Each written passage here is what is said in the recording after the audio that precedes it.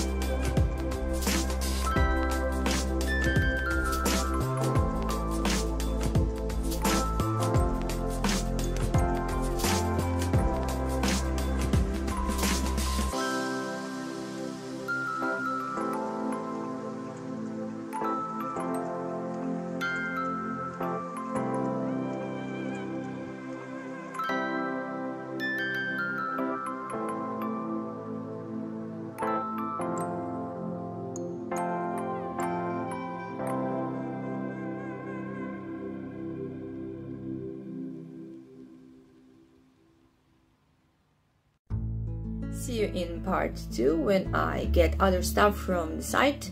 And don't forget to subscribe, like the video and share. Bye!